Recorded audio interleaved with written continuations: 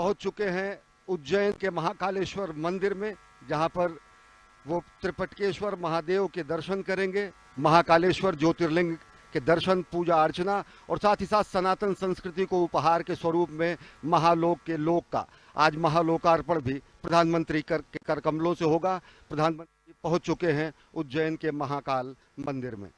और ये महाकालेश्वर मंदिर का मुख्य प्रांगण, जहां पर प्रधानमंत्री सनातन धर्म और भारतीय संस्कृति के अनुरूप वेशभूषा धारण करने के बाद मंदिर के मुख्य वीवीआईपी द्वार से श्री महाकालेश्वर प्रांगण के अंदर प्रवेश करते हुए और उनके साथ मध्य प्रदेश के राज्यपाल, मध्य प्रदेश के मुख्यमंत्री और देश के नागरिक विमानन मंत्री श्री ज्योतिरादित्य सिंधिया, उज्जैन की नगरी जिसे अवंतिका, उज्जैनी, विशाला, प्रतिकल्पा, कुमुदवंती, स्वर्णशृंगा, अमरावती अनेक नामों से पहचाना जाता है, आज उसके लिए बहुत ही अनोखा दिन, बहुत ही अद्भुत दिन, जहां पर कुछ नई सौगातें इस राज्य को मिलने वाली हैं, इस देश को मिलने वाली हैं। और इस कार्यक्रम के क्रम में हम आपको उन सभी तथ्यों की जानकारी लगातार देते रहेंगे। फिलहाल प्रधानमंत्री श्री महाकालेश्वर के मुख्य मंदिर प्रांगण में, जहां पर वो अब थोड़ी ही देर में विशेष पूजा अर्चना के इस कार्यक्रम का हिस्सा बनेंगे। महाकाल के दरबार में पहुंचे हैं राष्ट्र नायक प्रधानमंत्री नरेंद्र मोदी। महाकाल के दरबार में पहुंचे हैं राष्ट्र निर्माण के संकल्प की सिद्धि के लिए। महाकाल के दरबार में पहुंचे हैं विशेष पूजा अर्चना के लिए, जिससे भारत को जगत गुरु बनाया जा सके, जिससे भारत को आत्मनिर्भर भारत की संकल्पना को साकार किया जा सके, जिससे विकसित भारत के लक्ष्य को हासिल किया जा सके। और प्रधानमंत्री नरेंद्र मोदी इस समय पहुंच चुके हैं गर्भगृह में। आकाशे तारकम लिंगम पाताले हाटकेश्वरम भूलोके च महाकालो लिंगत्रय नमोस्तुते। महाकालेश्वर की महिमा अनंत है। भोलेनाथ शिव शंकर महाकाल के दर्शन करने पहुंचे हैं। अभ्यर्थना, पूजा अर्चना, आराधना और वंदना करने पहुंचे हैं राष्ट्रनायक, जननायक प्रधानमंत्री नरेंद्र मोदी। और इस वक्त आप जो तस्वीरें देख रहे हैं, प्रधानमंत्री मोदी राष्ट्र की ओर से इस संध्या काल के शुभ मुहूर्त में, आज बहुत ही पवित्र दिन, ये इस वक्त जो समय का चयन किया गया है, काल का चयन किया गया है, वो भी बहुत ही महत्वपूर्ण है, क्योंकि आज कृष्ण पक्ष कार्तिक मास द्वितीया की तिथि, जैसा कि आप जानते हैं, भगवान श्री महाकालेश्वर के कपाल पर जो विद्यमान चंद्रमा है वो भी द्वितीया का ही चंद्रमा है, और इसीलिए इसको बहुत ही शुभ, बहुत ही पवित्र माना जाता है।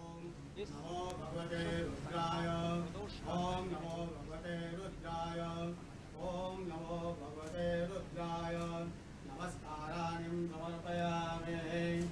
ओम स्वस्ति वाचनम। ओम स्वस्ति न इंद्रो वृद्धश्रवाः। स्वस्ति नः पूषा विश्ववेदाः। स्वस्ति नस्तारक्षो अरिष्टनेमिः। स्वस्ति नो बृहस्पतिर्दधातु।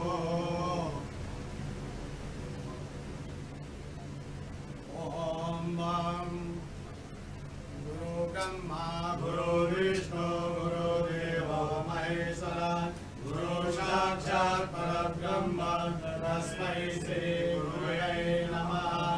ओम स्वस्ति वाचनम नमस्काराणि समर्पयामि। रुद्राक्षमाला धारणम्। ओम त्र्यंबकं यजामहे सुगन्धिं पुष्टिवर्धनम्। उर्वारुकमिव बन्धनं मृत्योर्मुक्षीयमामृतात्। महामृत्युंजय भगवान रुद्राक्षमाला धारणम् अर्पयामि। नमस्काराणि। संकल्पः विधि विष्णु तदा वारो नक्षत्रं विष्णुरेव च योगस्य कर्ण सर्व विष्णुरमयञ्जलदात्। विष्णोर्विष्णोर्विष्णोर् श्रीमद्भगवतो महापुरुषस्य विष्णुवाज्ञाः प्रवर्तमानस्य अद्य ब्रह्मणो द्वितीय प्रदाते विष्णुपदे श्रीक्षेत्राः कल्पे सप्तमे वैवस्पतमन्वन्मन्त्रे अष्टामीं योगे कलियोगे कलिकृतं चरणे भूर्लोके भरतवर्षे भरतखण्डे जम्बूद्वीपे अवन्तिकायां विशालाक्षेत्रे महाकालमणे हर्षद्वीपीठे बौद्धावतारे मासोत्तम मासे पुण्यपवित्रमासे कार्तिकमासे कृष्णपक्षे चतुः द्वितीयायां भौमवासरे अमुक शर्माहम् अमुक गोत्रोत्पन्नाहम् मम आत्मना श्रुति स्मृति पुराणोक्त वेदोक्त पुण्य फल प्राप्त्यर्थं समस्त भय व्याधि जरा पीड़ा व्याधि समस्त कष्ट निवारणार्थं मृत्युंजय भगवान महाकालेश्वर ज्योतिर्लिंग देवता प्रसन्नार्थं आदिदेविक आदिभौतिक आध्यात्मिक त्रिवद तापोपशमनार्थं भगवान स्वयंभो सांब सदा शिवाय नमः। समस्त भारतवर्ष विजय फल प्राप्त्यर्थं विश्व कल्याण हेतु महाकालेश्वर अन्मे मनः शिव संकल्पमासो चरण कमलेभ्यो प्रियं मम नमस्काराणि अर्पयामि नमस्करोमि भगवान सांब सदा शिवाय नमः। अतः ध्यानम् ओम वक्रतुंड महाकाय सूर्यकोटि समप्रभ निर्विघ्नं कुरु मे देव सर्वकार्येषु सर्वदा। ओम गण गणपतये नमः नमस्काराणि अर्पयामि। ओम जयंती मंगलाकाली भद्रकाली कपालिनी दुर्गा क्षमा शिवा धात्री स्वाहा स्वधा नमोस्तुते। मां पार्वत्यै नमः। कार्तिक स्वामी चक्रवाणः संवदन्ति कुमारा विशिखारिव तन्न इन्द्रो बृहस्पतिर्हृदे सर्वजजतु विश्वाहा सर्वजजतु। कार्तिकेश्वराय नमः सेनापतये नमः नमस्काराणि नंदीगंगा ध्यान कल्लिदे माशोषियानुग्रहबल भीमो गणाधरः शोभरसगणेश संक्रन्धनो निधरेतवीरः शतघोषेण अजय साकविन्द्रः। नमः सांगाय सह परिवाराय नमः सायुधाय सह शक्तिकाय नमः। ध्यानम् अक्षतानि अर्पयामि। भगवान महाकालेश्वर ध्यानम् ओम ओम द्रौं स्वाहा ओम भूर्भुवः स्वाहा ओम त्र्यम्बकं यजामहे सुवर्णं पुष्टिवर्धनम् उर्वारुकमिव वन्दनं मृत्योर्मुक्षीयमामृतानां नमः। शम्भवाय च मयो भवाय च नमः। शङ्कराय च मयस्कराय च नमः। शिवाय च शिवतराय च नित्यं महेशं रजतगिरिवं चारुचन्द्रावतंसं रत्नाकरभोज्ज्वलाङ्गं परशुम्रकवरं हीर्यहस्तं प्रसन्नं प्रमदमासीनं समन्ताय सुगुणगणै व्यार्यद्रम्बसानां विश्वाद्यं विश्ववन्द्यं निखिलभयं पञ्चवक्त्रं तीव्रं ॐ नमस्ते रुद्रमन्यवभूतोदरिकवे नमः। बाहुभ्यां मुदते नमः। महामृत्युंजय भगवान स्वयंभू महाकालेश्वर ज्योतिर्लिंग देवताभ्यो नमः। ध्यानम् अर्पयामि नमस्काराणि अर्पयामि। चन्दनम्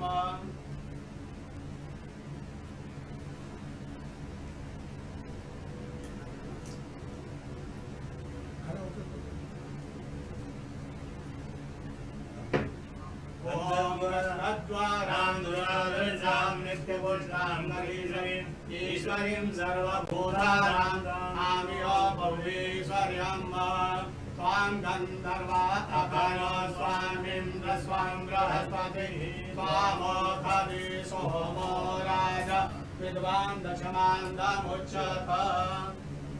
अभिनिर्विव भोगैः पर्येति वा वन्द्यायाहेतिं परिपादमानः हस्तज्ञादिशा वरुणानि विश्वं पुमाङ्कुशं परिपादो विश्वतः सुगन्धि द्रव्यम् अर्पयामि भगवान् महाकालीश्वर ज्योतिर्लिंग देवताभ्यो नमः रजत बिल्पत्रम् अर्पयामि श्रीधरं त्रिपुराकारं किरीटं चान्द्रियायुधं त्रिजन्मपापसंहारं अनेकविधं शिवार्पणं दर्शनं बिल्पत्रस्य निष्कासनं पापनाशनम् अघोरपापसंहारम् एकबिल्वं शिवार्पणं काशीवासे निवारणं च कालभैरवदर्शनं पाठितन्या महादानम् अनेकबिल्वं शिवार्पणम् ओम नमो बिल्विने च कवचिने च नमो वर्विणे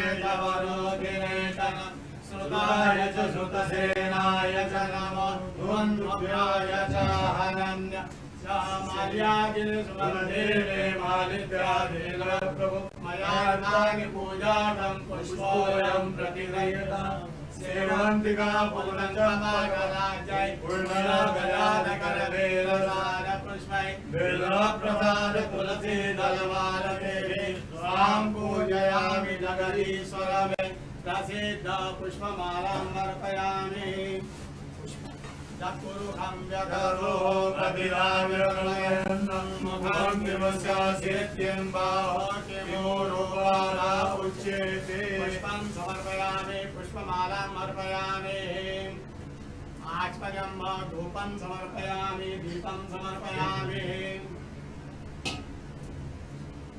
धूपं दीपं समर्पयामि नैवेद्यं निवेदयामि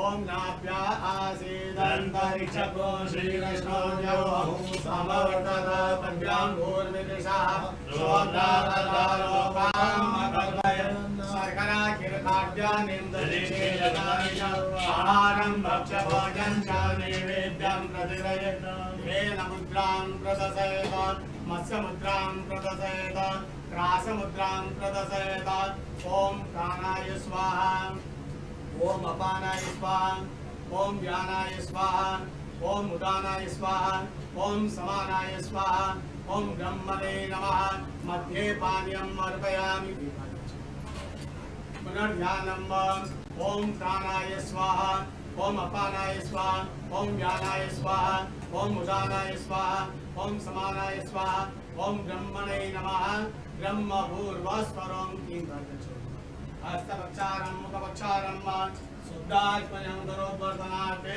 दिव्यचन्दनम् अर्पयामि ताम्बूलानिं समर्पयामि वस्त्रं समर्पयामि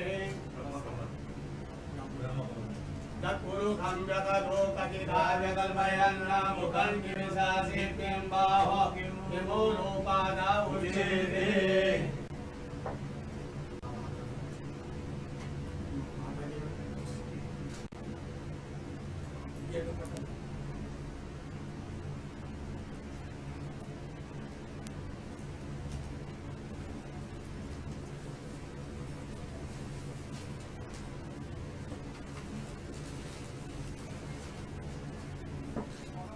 ओम वस्त्रं चतुर्भुजं व्यददोः कटिनाय कल्पयन् मुखं किमिशासित्यं बाहो किमूलोपादा उच्यते वस्त्रं समर्पयामि आभूषणार्थे गन्धाक्षतमर्पयामि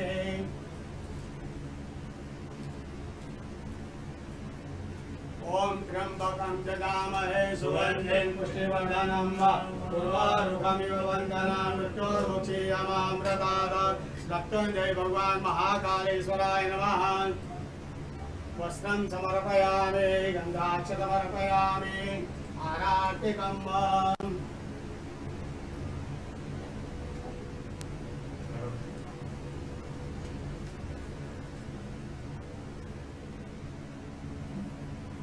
ओम अग्निदेवता वासो देवता सूर्यो देवता चन्द्रमा देवता वसवो देवता रुद्रा देवता चिता देवता वरुणो देवता इंद्रो देवता वरुणो देवता अर्धोरगौरं करणावतारं संसारतारं भुजगेन्द्रं सदा वसन्तं हृदयादेवे भवं भवानी रहितं नमः साङ्गाय सह वनवाय नमः सहशक्तिकाय नमः आराधिकं समर्पयामि पार्वत्यै नमः कार्तिकेश्वराय नमः ओम नंदिकेश्वराय नमः सांगाय सह परिवाराय नमः आराधिकं अर्पयामि शीतलेश्वरं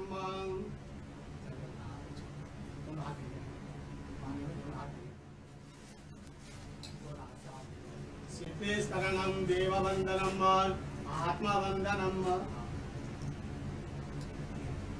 आत्मरक्षार्थ आराधिकं अर्पयामि मंत्रपुष्पांजलिं ओम तत्पुरुषाय विद्महे महादेवाय धीमहि तन्नो रुद्रः प्रचोदयात् ईशानः सर्वविद्यानां ईश्वरः सर्वभूतानां ब्रह्माधिपतिर्ब्रह्मणोऽधिपतिर् ब्रह्मा शिवो मे आस्म सदा शिवो मंत्रपुष्पांजलिं अर्पयामि यानि कानि पापानि धर्मान्तरकृतानि तानि तानि विरक्षन्ते प्रदक्षिणां पदे पदे आवाहनं न जानामि तवार्चनं पूजां चैव न जानामि क्षम्यतां परमेश्वर मंत्रहीनं क्रियाहीनं भक्तिहीनं सुरेश्वर यत्पूजितं मया देव परिपूर्णं तदस्तु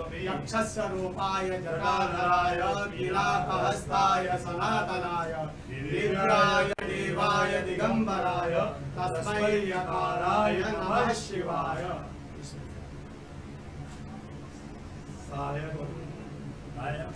सायंकाले शिवं दृष्ट्वा निशि पाप विनश्यति आजन्म कृतमाद्यान्ने छायान्ने सप्तजन्मनि देवाञ्चनतत्त्वानां नवान् मोदेशतेरवे पञ्चकोटिगङ्गानां तत्त्वानां शिवराजं समाप्राप्ता नमस्काराणि समर्पयामि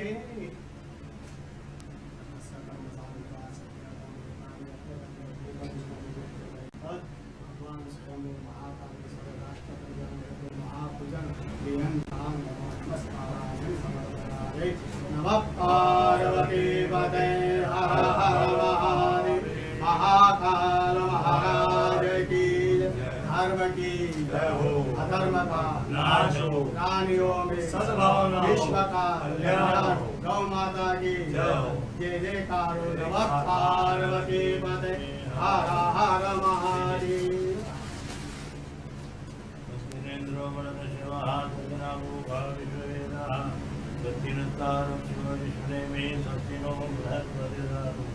महाकाल आपको लगे लगे श्री महाकालेश्वर साधन आशीर्वाद तत्पुण्यम जय महाकाल।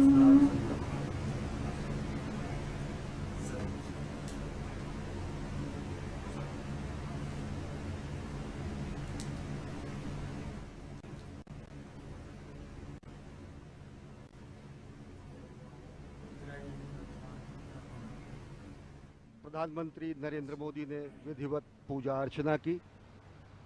भगवान महाकाल के दरबार में पहुंचे हैं राष्ट्र निर्माण की संकल्पना को साकार करने के लिए, राष्ट्र निर्माण के संकल्प की सिद्धि के लिए, जगत गुरु भारत की संकल्पना को मूर्त रूप देने के लिए और साथ ही साथ जो विकसित भारत का सपना उन्होंने देखा है उसको धरातल पर वास्तविकता में परिणति देने के लिए, संकल्प से सिद्धि के लिए आए हैं। ये हमारी ही संस्कृति है अजय, जो कहती है कि धर्म की जय हो, अधर्म का नाश हो, प्राणियों में सद्भावना हो, विश्व का कल्याण हो। राष्ट्र निर्माण के संकल्पना के साथ और विश्व कल्याण की कामना के साथ इस समय प्रधानमंत्री नरेंद्र मोदी महाकाल के दरबार में हैं और इस संकल्प को सिद्धि में पूर्ण करने के लिए इस समय साधनारत हैं। जो ये दृश्य आप इस वक्त देख रहे हैं, आपको ये समझना बहुत ही आवश्यक है कि ब्रह्मांड का एक अकेला ऐसा शिवलिंग जिसका आप इस वक्त दर्शन कर रहे हैं, जो दक्षिणाभिमुख है। यानी जो दक्षिण की ओर मुख किए हुए हैं। आप और हम सभी जानते हैं कि दक्षिण की जो दिशा होती है वो यम की होती है, यमराज की होती है। लेकिन जो यम को भी जीत ले, जो काल को भी जीत ले, वही है महाकालेश्वर भगवान आशुतोष। और इस महान शिवलिंग के ठीक ऊपर श्रीयंत्र स्थापित है, जो इस वक्त दृश्य में नहीं दिख रहा है, लेकिन आप उसकी कल्पना कर सकते हैं। वहाँ से बाईं ओर भगवान श्री गणपति विद्यमान हैं, दाईं ओर त्रिशूल के पीछे भगवान कार्तिकेय विद्यमान हैं, और ठीक बीच में माँ पार्वती। पूरा का पूरा जो शिव परिवार इस अद्भुत दक्षिणाभिमुखी ब्रह्मांड के इस अनोखे शिवलिंग में विद्यमान। और इस मंदिर के निर्माण की समय सीमा तो शायद हम आपको बता सकते हैं, लेकिन इस ज्योतिर्लिंग के आविर्भाव की जो समय सीमा है उस तक अभी तक कोई भी पहुंच पाने में समर्थ नहीं हुआ है।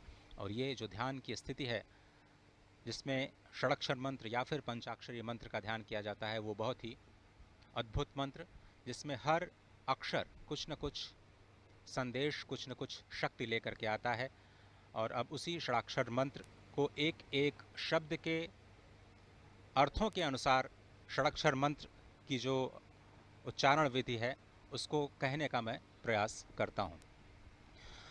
ओंकारं बिंदु संयुक्तं नित्यं ध्यायन्ति योगिनः कामदं मोक्षदं चैव ओंकाराय नमो नमः। नमन्ति ऋषयो देवाः नमन्त्यप्सरसां गणाः नरा नमन्ति देवेशं नकाराय नमो नमः। महादेवं महात्मानं महाध्यानपरायणं महापापहरं देवं मकाराय नमो नमः। शिवं शान्तं जगन्नाथं लोकानुग्रहकारकं शिवमेकपदं नित्यं शिकाराय नमो नमः। वाहनं वृषभो यस्यः वासुकिः कण्ठभूषणं वामे शक्तिधरं देवं वकाराय नमो नमः। यत्र तत्र स्थितौ देवः सर्वव्यापी महेश्वरः यो गुरुः सर्वदेवानां यकाराय नमो नमः। षडक्षरमिदं स्तोत्रं य पठेत् शिवसन्निधौ शिवलोकमवाप्नोति शिवेन सह मोदते। शिवाय नमः। शिवलिंगाय नमः। और इस ध्यान की मुद्रा में सबसे जो संकल्पना है सनातन संस्कृति की, वो विश्व कल्याण की है, सत्यम शिवम सुंदरम की है।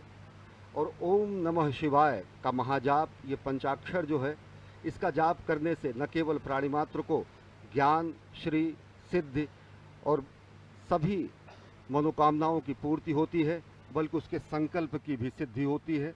समूचे राष्ट्र की ओर से विकसित राष्ट्र के सपने को साकार करने के लिए, विश्व कल्याण की कामना को चरितार्थ करने के लिए, और भारत को आत्मनिर्भर भारत के साथ साथ एक भारत श्रेष्ठ भारत, समुन्नत भारत और जगत गुरु भारत की संकल्पना को साकार करने के लिए इस समय प्रधानमंत्री नरेंद्र मोदी आराधना कर रहे हैं, साधना कर रहे हैं महाकाल के दरबार में। जो पंचाक्षर हैं ओम नमः शिवाय, इनके अलग अलग शब्दों के, अलग अलग अक्षरों के अलग अलग अर्थ होते हैं। नागेंद्र हाराय त्रिलोचनाय भस्मांगरागाय महेश्वराय नित्याय शुद्धाय दिगंबराय तस्मय नकाराय नमः शिवाय। मंदाकिनी सलिल चंदन चर्चिताय नंदीश्वर प्रथमनाथ महेश्वराय मंदार पुष्प बहुपुष्प सुपूजिताय तस्मय मकाराय नमः शिवाय। शिवाय गौरी बदनाब्ज वृंदा सूर्याय दक्षाध्वर नाशकाय श्रीनीलकंठाय वृषध्वजाय तस्मय शिकाराय नमः शिवाय। वशिष्ठ कुंभोद्भव गौतमार्य मुनीन्द्र देवार्चित शेखराय चंद्रार्क वैश्वानरवलोचनाय तस्मय वकाराय नमः शिवाय। यज्ञ स्वरूपाय जटाधराय पिनाक हस्ताय सनातनाय दिव्याय देवाय दिगंबराय तस्मै यकाराय नमः शिवाय। पंचाक्षरमिदं पुण्यम या पठेच्छिव सन्निधो शिवलोकम वाप्नोति शिवेन सह मोदते। जो सत्यम शिवम सुंदरम की कल्पना है, जो सत्यम शिवम सुंदरम की संकल्पना है, जो सत्यम शिवम सुंदरम की संकल्पना को साकार करने की संकल्प और सिद्धि है, वो और मजबूत होती है और दृढ़ होती है जब हम अपने राष्ट्रनायक को देखते हैं कि प्राण प्रण से राष्ट्र निर्माण में अहर्निश अपना सर्वस्व न्यौछावर करने के लिए स्वयं प्रस्तुत हैं और दूसरों को प्रेरित करते हैं। प्रधानमंत्री नरेंद्र मोदी, कर्मपरायण प्रधानमंत्री नरेंद्र मोदी का ये धर्मपरायण स्वरूप, जो कि समूचे विश्व को सनातन संस्कृति, भारत भारतीयता के रूप में स्थापित करता है, जो भारत भारतीयता के परिभाषा को पूरे विश्व के सामने रखता है, और वो परिभाषा है हमारी ही संस्कृति है जो कहती है वसुधैव कुटुंबकम। अजय। भगवान श्री महाकालेश्वर जो काल की सीमा से परे हैं, काल, समय, घड़ी, ये सब कुछ चक्रों में चलता है, चाहे वो दिन का चक्र हो, मास का चक्र हो, वर्ष का चक्र हो, जीवन का चक्र हो या फिर सृष्टि का चक्र। यही चक्र अनंतता का प्रतीक भी है और भगवान श्री महाकालेश्वर इस अनंत के भी पार अपने अस्तित्व को संपूर्ण विश्व, संपूर्ण सृष्टि पर सृजन के माध्यम से, पालन के माध्यम से, संहार के माध्यम से लगातार कर्म करते हुए ये बताते रहते हैं कि ये जो काल और स्थिति, जो कि किसी के भी अस्तित्व का आधार है, इसी की भौतिकता के सीमा के परे चले जाना ही काल का महाकाल बन जाना होता है। और इसी दर्शन के जो पीछे का जो दर्शन है वो अत्यंत ही महत्वपूर्ण है। प्रधानमंत्री नरेंद्र मोदी ज्ञान मुद्रा में इस वक्त ध्यानस्थ भगवान श्री महाकालेश्वर के प्रांगण में, और कहा जाता है कि भगवान शिव योगियों को ही प्राप्त होते हैं और योगी जन उन्हें ध्यान से ही प्राप्त कर पाते हैं। जीवन की इस चक्रीय गति में ही सृष्टि की संरचना या सृष्टि का रहस्य समाहित है, और इसी चक्रीय गति से मुक्ति पाने का जो उपाय है वो भगवान श्री महाकालेश्वर के चरणों में, उनकी शरणागति में हो सकता है।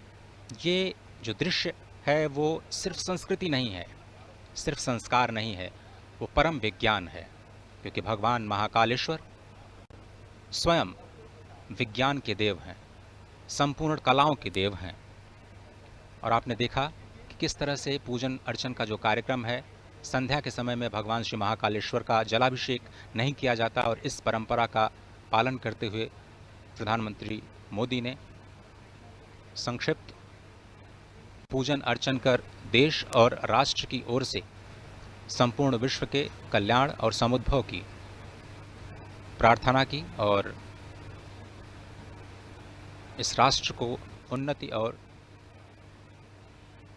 समुद्भव के मार्ग पर जाने की प्रार्थना, वंदना भगवान श्री महाकालेश्वर से। अद्भुत दृश्य। और निश्चित तौर से यह अप्रतिम दृश्य, माँ भारती का भाल, माँ भारती का ललाट गर्व से और उन्नत हो जाता है जब भारत और भारतीयता की धर्मध्वजा पूरे विश्व में लहराती है। और निश्चित तौर से अगर देखें तो भगवान शिव के दरबार में आकर, महाकाल के दरबार में आकर जिस तरीके से राष्ट्र निर्माण के संकल्प की सिद्धि के और ज़्यादा दृढ़ विश्वास होता है। इस समय रक्षा सूत्र बांधा जा रहा है प्रधानमंत्री जननायक राष्ट्र सेवक प्रधानमंत्री नरेंद्र मोदी को। और अगर देखें तो भगवान शिव वास्तव में विलक्षण देव हैं, शिव सत हैं, शिव शाश्वत हैं, शिव आदि हैं, शिव अनादि हैं, शिव अनंत हैं, शिव अंत हैं, शिव आदियोगी है, शिव महायोगी है, शिव मुक्तिदाता है, शिव मोक्षदाता है, शिव नाथों के नाथ हैं भगवान भोलेनाथ, और कालों के काल हैं भगवान महाकाल। और भगवान महाकाल के दरबार में पूजा अर्चना आराधना कर प्रधानमंत्री नरेंद्र मोदी इस समय गर्भगृह से प्रस्थान कर रहे हैं और आज वो सनातन संस्कृति और भारत भारतीयता के एक और प्रकाश स्तंभ का भी लोकार्पण करेंगे। भगवान महाकाल के महालोक का विश्वार्पण होगा, आज लोकार्पण होगा। यह भी सनातन संस्कृति के लक्ष्य से और विश्व में भारत की बढ़ती हुई शक्तिबोध और भारत के नए स्वरूप को परिलक्षित करेगा। इस समय परिक्रमा कर रहे हैं और भगवान शंकर के वाहन नंदी के बगल इस समय ध्यान कर रहे हैं प्रधानमंत्री नरेंद्र मोदी। और निश्चित तौर से जो हमारी संकल्पना है कि सर्वे भवन्तु सुखिनः, सर्वे सन्तु निरामयः, सर्वे भद्राणि पश्यन्तु, मां कश्चित् दुर्भाग् भवेत्, ये प्रार्थना, ये अभ्यर्थना, ये आराधना प्रधानमंत्री नरेंद्र मोदी की। भगवान श्री नंदीश्वर को स्वयं धर्म का स्वरूप माना जाता है। अपनी मान्यता को, अपनी कामनाओं को भगवान श्री नंदीश्वर के कान में कहने की जो प्रथा है वो अत्यंत प्राचीन है। भगवान शिव से कुछ कहना होता है तो भगवान श्री नंदीश्वर का आश्रय लेकर के भक्त उनके कानों में अपनी मनोकामना को कहते हैं और वही ध्यान, वही कामना, वही स्तुति इस वक्त साक्षात धर्म के स्वरूप नंदीश्वर भगवान के समीप बैठ करके प्रधानमंत्री मोदी कहते हुए। और अनोखा दृश्य देखिए कि भगवान नंदीश्वर, कितना अद्भुत भाग्य है उनका कि वो सदा भगवान शिव के सम्मुख ही रहते हैं। और इस स्वयंभू शिवलिंग की एक अद्भुत महत्ता एक और भी है कि जब भगवान सूर्य की किरणें उज्जैन में पहली बार आती हैं तो वो इसी शिवलिंग का अभिषेक करती हैं। भगवान सूर्य की किरणें जब अस्ताचल की तरफ जाती हैं तो स्वयं इस शिवलिंग का अभिषेक करती हुई जाती हैं।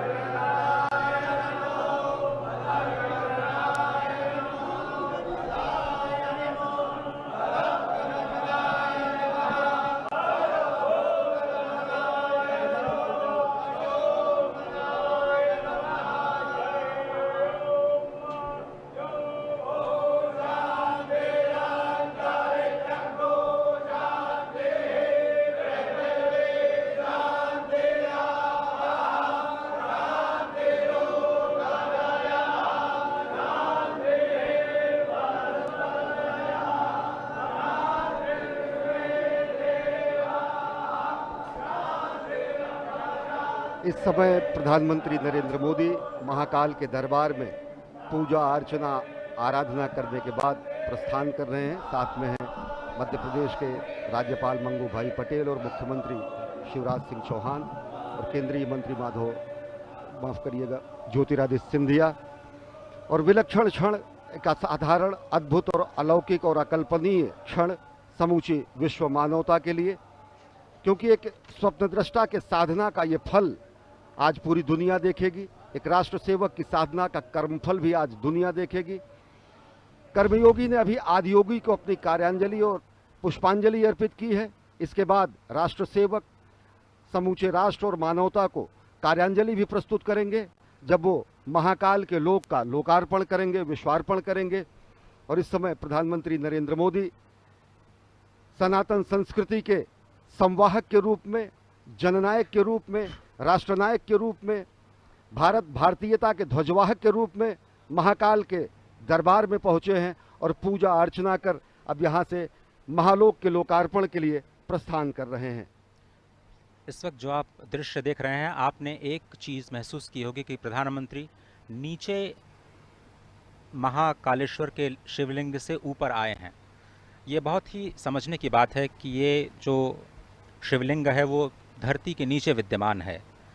ये पूरा का पूरा अभी शिखर जो आपने दर्शन किया, उसके ऊपर सबसे ऊपर नाग चंद्रेश्वर भगवान विराजमान हैं और उसके बीच में ओंकारेश्वर भगवान और सबसे नीचे महाकालेश्वर भगवान विद्यमान हैं। ये शिखर का अद्भुत दर्शन, कहते हैं कि शिखर के दर्शन से ही ज्योतिर्लिंग के दर्शन का फल प्राप्त होता है और इस पूरे विश्वास के साथ आप इस दृश्य का दर्शन कर सकते हैं कि आपको भगवान श्री महाकालेश्वर के दर्शन का ही फल प्राप्त हो रहा है मात्र शिखर दर्शन से। सबसे ऊपर नाग चंद्रेश्वर, जहाँ पर सिर्फ और सिर्फ एक बार नाग पंचमी के दिन भक्तों को विग्रह के दर्शन होते हैं। उसके नीचे यानी मध्य में ओंकारेश्वर महादेव विराजमान और सबसे नीचे स्वयंभू महाकालेश्वर विद्यमान। ब्रह्मांड का एक अनोखा दृश्य, ब्रह्मांड का एक अनोखा ज्योतिर्लिंग जिसका दर्शन इस वक्त आप कर रहे हैं। ये ऐसा अद्भुत स्थान जहाँ पर एक नहीं 84 शिवलिंग विद्यमान हैं, अष्टभैरव विद्यमान हैं, एकादश रुद्र विद्यमान हैं, 12 आदित्य विद्यमान है, 6 गणेश और 24 देवियाँ इस प्रांगण में विद्यमान हैं। क्षिप्रा, नीलगंगा, नवनदी और गंधवती, ये 4 पुण्य सलिला अत्यंत पवित्र नदियां यहाँ पर विद्यमान हैं। देवमंडल तीर्थ 1 योजन में विस्तार प्राप्त करता है। 1 योजन मतलब समझे आप करीब 12 किलोमीटर की परिधि, इसको कहा जाता है कि ये स्वयंभू ज्योतिर्लिंग का परिधि। ब्रह्मा विष्णु साक्षात यहाँ पर विद्यमान हैं, भगवान शिव तो विद्यमान है ही हैं। भगवान विष्णु कहा जाता है यहाँ पर 10 नामों में से 10 विग्रह के रूप में विद्यमान है और स्वयं इस अवंतिका को विष्णुपादा कहा जाता है, यानी भगवान श्री विष्णु के पद चिन्ह के रूप में इसे माना जाता है। और ये 10 विग्रह जो नारायण यहाँ पर विद्यमान हैं, उनके नाम लेने से, नाम के श्रवण करने से भी अत्यंत पाप नाशन की ये जो नाम हैं वो बहुत ही पवित्र माने जाते हैं और वो नाम श्रवण करना बहुत आवश्यक हो जाता है इस मंदिर के परिसर से। वो नाम हैं वासुदेव, अनंत, बलराम, जनार्दन, नारायण, ऋषिकेश, वाराह, धरणीधर, वामन और शेषशायी। ये भगवान श्री विष्णु के 10 नाम और 10 विग्रह और 10 विग्रहों के रूप में भगवान विष्णु यहाँ पर विद्यमान, जहाँ पर महाकालेश्वर निरंतर उन्हीं भगवान विष्णु के ध्यान में रत रहते हैं। ये महाकालेश्वर मंदिर के प्रांगण का अद्भुत नयनाभिराम दृश्य आप देख रहे हैं और भगवान शंकर ये समूचे सृष्टि के कल्याण के लिए जो उन्होंने हलाहल का पान किया, ऐसा भी समूचे सृष्टि में करने वाला कोई भी व्यक्ति नहीं था। और इसो को श्रद्धेय अटल जी ने कहा कि मैं आदि पुरुष निर्भयता का वरदान लिए आया भूपर, पै पीकर सब मरते आए, मैं अमर हुआ लो विष पीकर, अधरों की प्यास बुझाई है मैंने पीकर वह आग प्रखर, हो जाती दुनिया भस्मसात जिसको पल भर में ही छूकर, भय से व्याकुल फिर दुनिया ने प्रारंभ किया मेरा पूजन, मैं नर नारायण नीलकंठ बन गया तो इसमें क्या संशय, तन मन हिंदू जीवन हिंदू रग रग हिंदू मेरा परिचय। ये सनातन संस्कृति ही है, ये भारत भारतीयता की विशिष्ट पुण्य भूमि है जिसने विश्व के कल्याण के लिए देवाधिदेव शंकर ने जहाँ पर विषपान किया और जिससे कि विश्व का कल्याण हो सके, विश्व में सृष्टि में लोगों का उत्थान हो सके। और जब विलक्षण ऐसे विश्व के कल्याण के लिए अपने अस्थियों का भी दान करने वाले महापुरुष यहाँ हुए, यहाँ पर अनेकानेक सिद्धांतों का मानवतावाद के संकेंद्र के रूप में अनेक मनीषियों ने अपना जीवन तर्पण कर दिया। तो आज इसी उज्जैन की पुण्य भूमि पर प्रधानमंत्री नरेंद्र मोदी पधारे हैं। वो उज्जैन की भूमि जो कि महाराजा विक्रमादित्य के न्याय की भूमि है, जो वाराह मिहिर के अनुसंधान की भूमि है, जो वाणभट्ट के तपश्चर्या की भूमि है, जो भगवान श्री कृष्ण के अध्ययन की भूमि है, संदीपनी आश्रम यहीं पर है। और निश्चित तौर से धरती का नाभिकेंद्र कहा जाने वाला उज्जैन आज एक और आयाम अपने में जोड़ने जा रहा है, क्योंकि महाकाल के दरबार में पूजा अर्चना के बाद अब प्रधानमंत्री नरेंद्र मोदी प्रस्थान कर चुके हैं महाकाल के लोक का महालोकार्पण करने के लिए, जो कि अपने में विलक्षण है, अद्भुत है और साथ ही साथ समूची भारत भारतीयता को अपने में समेटे है। इसके बाद आप देखेंगे कि किस तरीके से आज उज्जैन की श्री में, आज उज्जैन की सौंदर्य में, आज उज्जैन की महिमा में, आज उज्जैन की गरिमा में एक नया आयाम जुड़ने जा रहा है, जब प्रधानमंत्री नरेंद्र मोदी महालोक के लोक का महालोकार्पण करेंगे। अश्विनी, आपने उज्जैनी का नाम लिया। ये जो धरा है वो बहुत ही पवित्र है और इसके प्राचीन काल से बहुत सारे नाम रहे हैं, और अब मैं उन नामों की तह में आपको ले जाना चाहता हूँ, नामों की यात्राओं पर आपको ले जाना चाहता हूँ, ये समझाने के लिए कि इस पुरियों को अलग अलग कल्पों में अलग अलग नामों से क्यों जाना जाता है। इस पुरी को कनक श्रृंगा के नाम से जाना जाता है।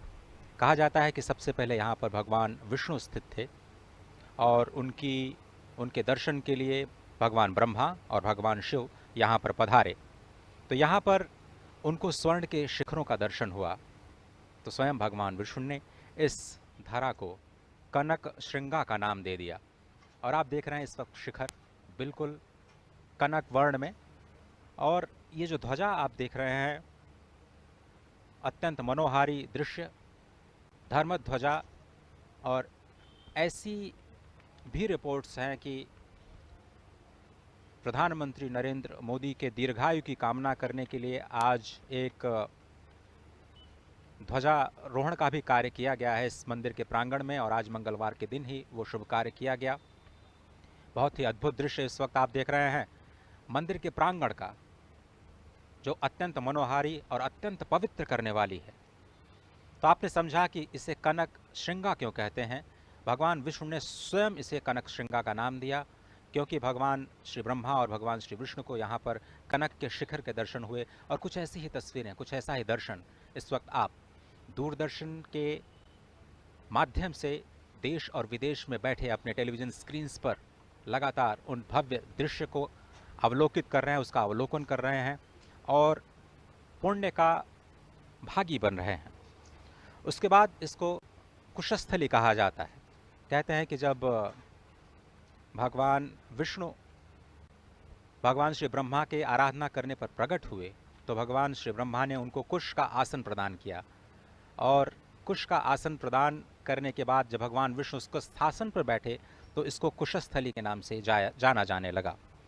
अभी हमारे सहयोगी अश्विनी मिश्र ने आपको समुद्र मंथन की अद्भुत कथा का जिक्र किया। उन्होंने कहा कि किस तरह से भगवान श्री महाकालेश्वर ने हलाहल विष का पान किया। तो समुद्र मंथन के बाद देवों और दानवों में जब अमृत के लिए संघर्ष हुआ, क्योंकि सबसे पहले जो विष निकला वो तो भगवान ने ग्रहण कर लिया इस ब्रह्मांड को बचाने के लिए, लेकिन परस्पर संघर्ष हुआ जब अमृत निकला, और तभी भगवान विष्णु ने मोहिनी का रूप धारण किया। और जैसा कि आप जानते हैं कि ये माँ लक्ष्मी भी उसी समुद्र मंथन से उत्पन्न हुई, तो इसको पद्मा लक्ष्मी यानी पद्मा का वास कहा जाने लगा, और इस स्थान को पद्मावती के नाम से जाना जाने लगा। उज्जैनी, आप जानते हैं कि देवों ने किस तरह से उत्कर्ष पूर्वक उज्जय किया, तो इसे उज्जैनी कहा जाने लगा। अवंतिका इसलिए कहा जाने लगा क्योंकि अवन यानी ये रक्षा करने वाली पुरी है, हमारी रक्षा करती है पापों से, और इसीलिए इसको अवंतिका कहा गया, क्योंकि देवों की रक्षा करने वाली ये जो पुरी है वो अवंतिका के नाम से प्रसिद्ध हुई।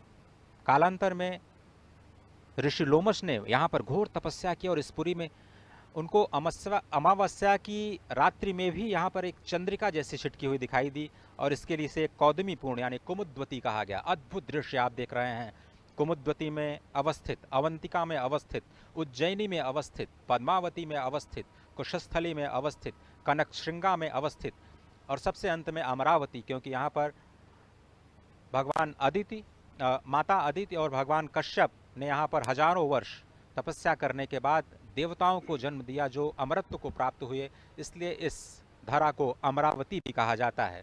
तो ये जो विहंगम दृश्य आप देख रहे हैं, मंदिर के नीचे जो कोटि तीर्थ है उसके भी आप दृश्य देख रहे हैं।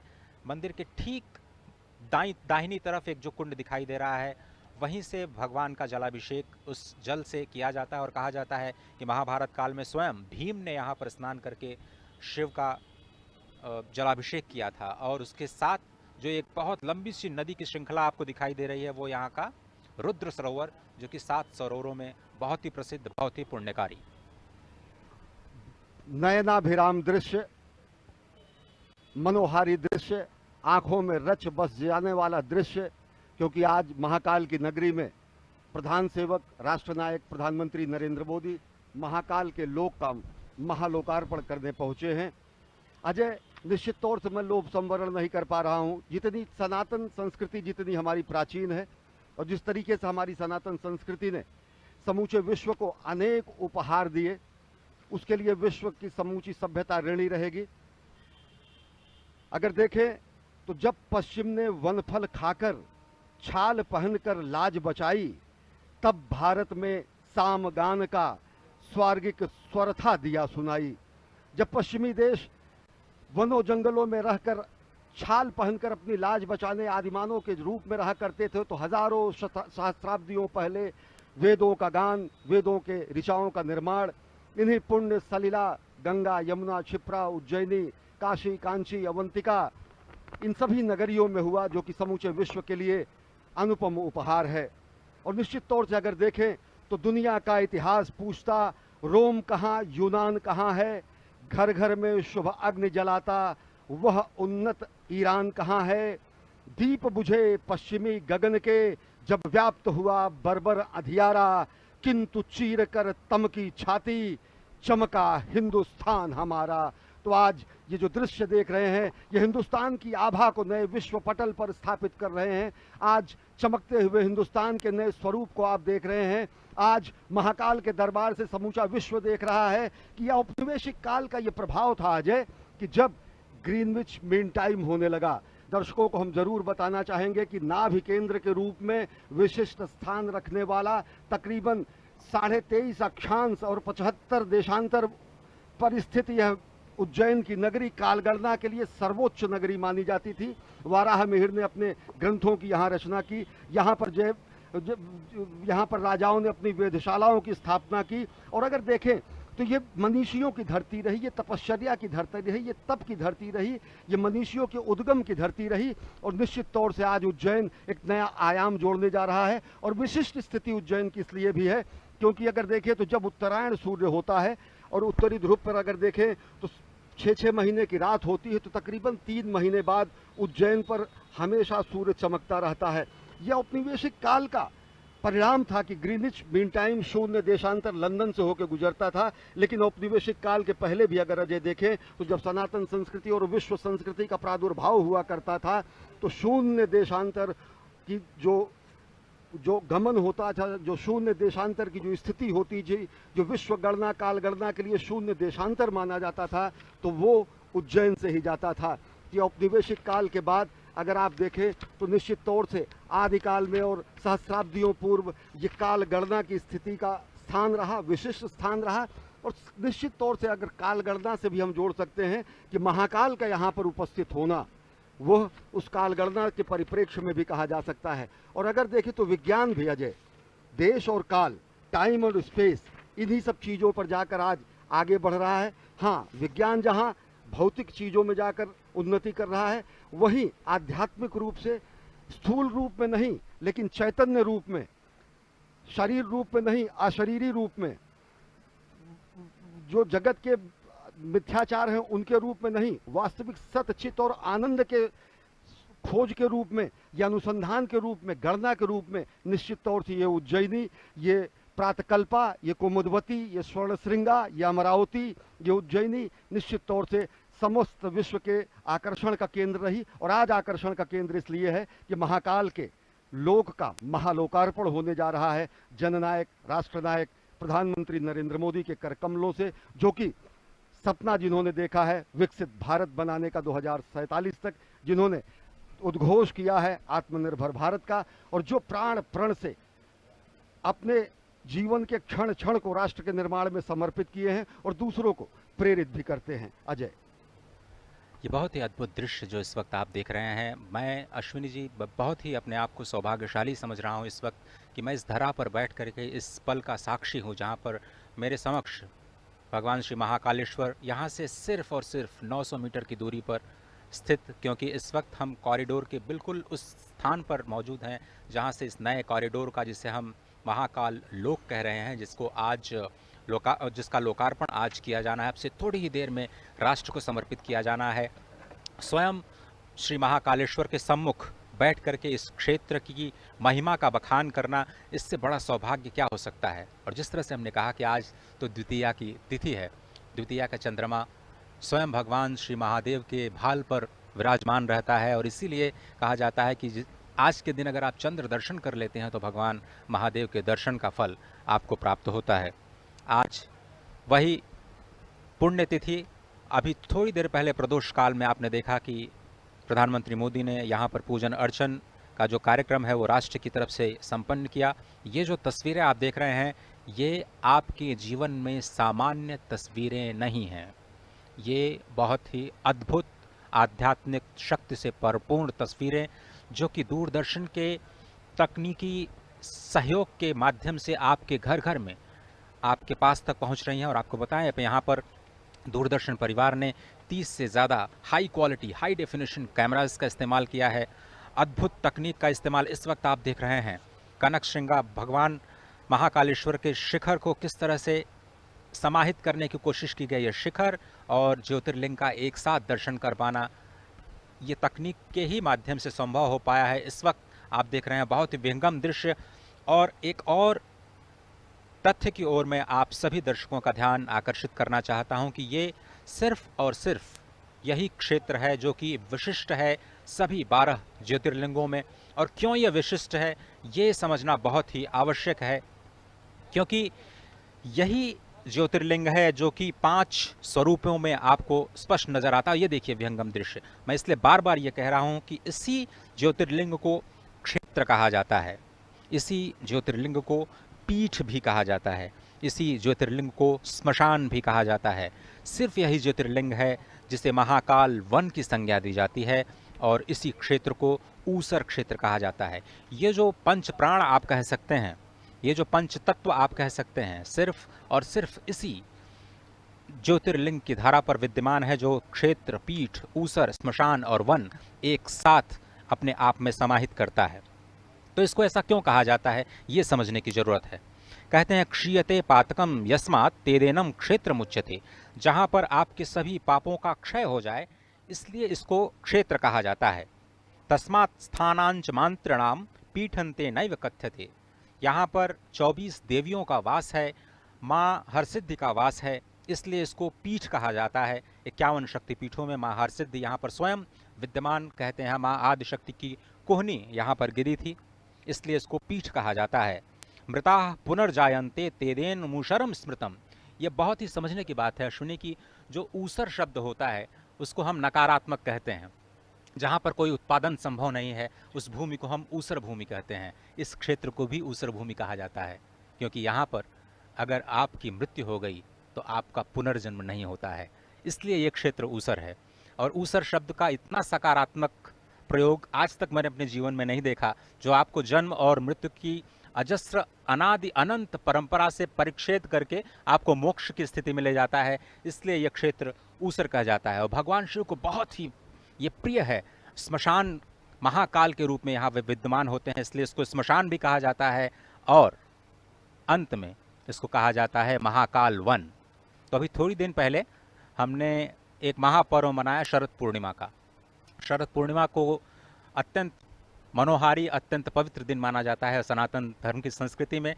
2 दिन पहले ही ये शरद पूर्णिमा का जो पर्व है हमने देखा, वृंदावन में इसकी बहुत महत्ता है। अगर आप उस दिन वृंदावन में होते हैं तो वो बहुत ही महत्व का दिन होता है। और उसके बाद जो वृंदावन नहीं तो कम से कम महाकाल वन में हम लोग तो आ ही चुके हैं, और भगवान श्री महाकालेश्वर ने स्वयं हमें बुलाया। ये मनोहारी दृश्य, और इससे पहले आपने मुझे खुद ये बताया था कि रुद्र सागर जो कि उज्जैन में महाकाल के मंदिर के प्रांगण से ही सन्निध है और बगल में ही है, ये उज्जैन के महासागर में इससे पूर्व जो लोगों ने वो टापू सदृश जगह देखी, पौराणिक मान्यताओं के अनुसार वो महाराजा विक्रमादित्य के सिंहासन की स्थिति है वो मानी जाती है, यहाँ के लोगों का मत है। और ऐसा लोगों पे रुद्र सागर में जो हमने नयनाभिराम दृश्य देखा, वो टापू सदृश वो स्थान देखा, तो वो स्थान था जो कि महाराजा विक्रमादित्य जी जहाँ पर अपना सिंहासन लगाते थे, जिन्होंने न्याय की नई परिभाषा दी, और बेहद मनोहारी दृश्य। अजय, यहाँ पर एक और बात मैं कहना चाहूँगा, जिस तरीके से प्रधानमंत्री नरेंद्र मोदी सभी गुलामी के प्रतीकों को समाप्त करने का उन्होंने प्रण लिया है, एक मेरी जनमानस के हिसाब से एक अभ्यर्थना है, प्रार्थना है, और लोगों की ऐसी आकांक्षा है कि अगर देखें तो जो इतिहास का जिस तरीके से लेखन हुआ है, समूचे प्राचीन भारत के इतिहास को अगर आप पढ़ें तो 56 ईसा पूर्व, जबकि विक्रम संवत होने का साष्टांग प्रमाण है, सीधा प्रमाण है, विक्रम संवत होने का सीधा सार्थक प्रमाण है, लेकिन कहीं भी भारत के प्राचीन इतिहास में महाराजा विक्रमादित्य का उल्लेख नहीं मिलता है। संवत उनके नाम से चलता है। ये महाकाल की नगरी के वो राजा रहे हैं। विक्रम संवत के साथ साथ उनकी न्यायप्रियता की कहानियां दंत कथाओं में बेताल 25 के रूप में लोग जानते हैं, उनके दंत कथाओं में वो जीवित हैं। लेकिन अफसोस ये कि महाराजा विक्रमादित्य हमारे इतिहास में नहीं है। और उससे भी बड़ी बात, हमारा जो संवत है वो शक संवत से चलता है।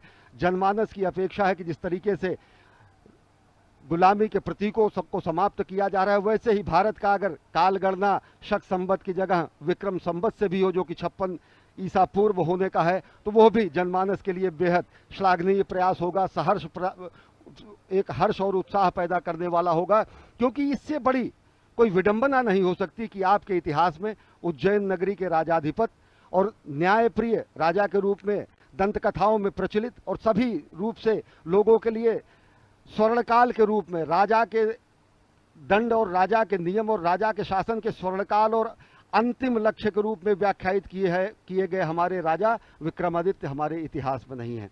तो निश्चित तौर से उनके नाम पर चलने वाला ये संवत, जो कि 56 ईसा पूर्व, ईसा से भी 56 वर्ष पूर्व होने की बात कही जाती है, तो वह उनके ऐतिहासिकता को तो प्रमाणित करता है और साथ ही साथ अनुसंधानकर्ताओं को, मनीषियों को, विद्वानों को, इतिहासकारों के सामने ये चुनौती भी है कि भले ही शिलालेख न मिले, अगर शिलालेख न मिले होते तो पुष्यमित्र शुंग को कोई नहीं जानता, सातवाहन को कोई नहीं जानता, कनिष्क को कोई नहीं जानता, लेकिन अगर जो चीज़ें उद्घाटित नहीं हुई हैं उनका उद्घाटन भी करना, भारतीय मनीषा और भारतीय संस्कार के प्रतीकों और उनके उद्घाटन करना, उनके लिए अनुसंधान करना, यह भी हमारा आपका ही दायित्व है, अनुसंधानकर्ताओं का दायित्व है। और निश्चित तौर से महाराजा विक्रमादित्य की इस नगरी में आज ये महा आयोजन हो रहा है। प्रधानमंत्री नरेंद्र मोदी धीरे धीरे पहुंच चुके हैं महाकाल के लोक का महालोकार्पण करने के लिए।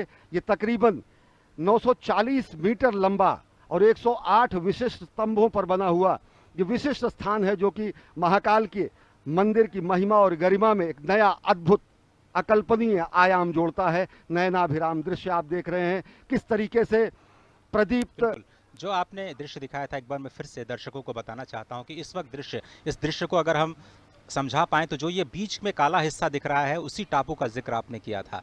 ये रुद्र सरोवर, जिसका दर्शन बहुत ही मनोहारी, बहुत ही पापनाशक कहा जाता है, ये जो दृश्य आप देख रहे हैं इसी टापू पर जो हमारे जो राजा विक्रमादित्य है उनका सिंहासन यहाँ पर स्थापित, और उन्होंने ये बताने के लिए कि यहाँ के तो राजा धीराज जो हैं वो महाकालेश्वर हैं, इसलिए उनके प्रांगण में मैं अपने सिंहासन को स्थापित करता हूँ और न्याय की प्रतिज्ञा करता हूँ।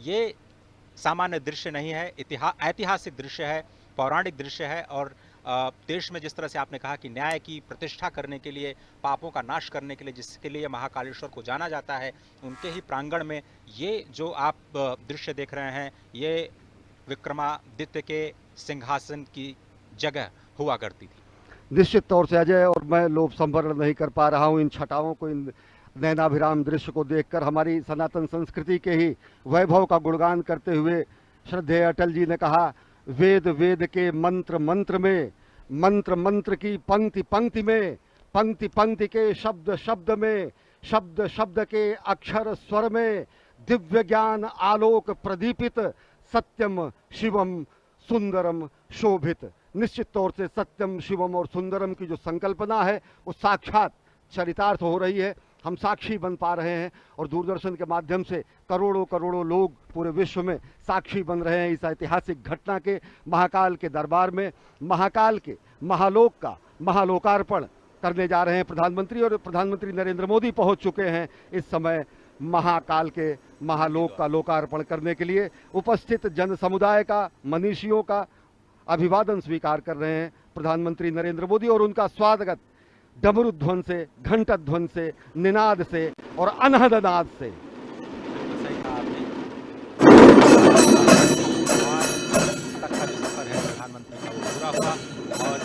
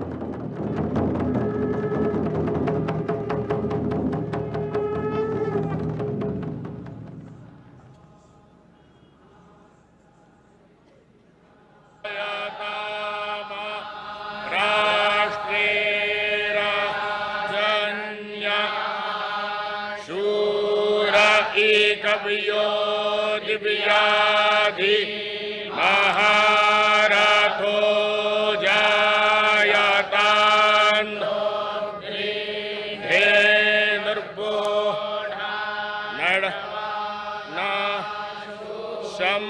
संभवाय मयो भवाय भवाय संभवाय संभवाय भवाय शंकराय शंकराय मयो भवाय संभवाय संभवाय मयो भवाय शंकराय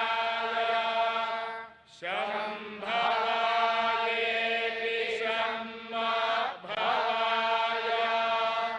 शंयो भवाय शंकराय शंकराय मयो भवाय शंकराय मयस्कराय मयहकराय शंकराय मयो भवाय शंकराय मयस्कराय मयो भवायेति मयः भवाय शंकराय मयस्कराय मयहकराय शंकराय शंकराय मयस्कराय शिवाय शिवाय मयहकराय शंकराय शंकराय मयस्कराय शिवाय शंकरायेति शंकराय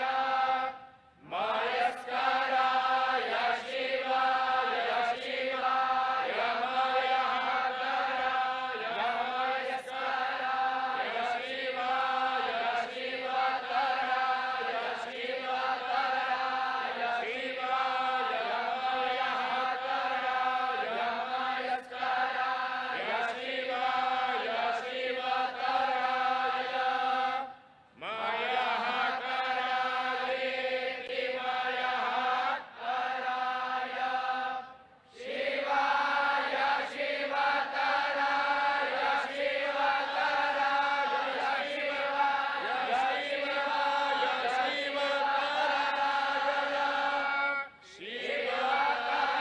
शिवतरायेति शिवतराय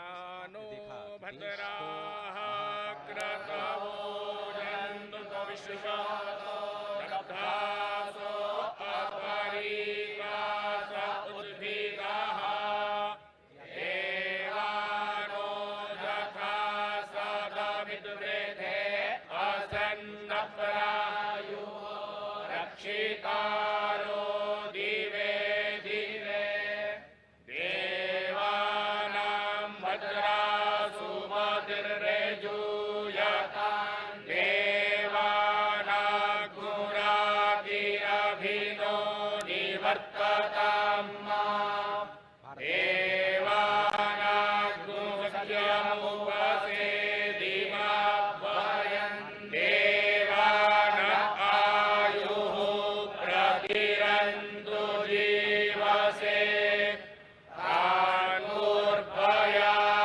विदाहु महे भयम् अगम्यते। सप्तर्षियों से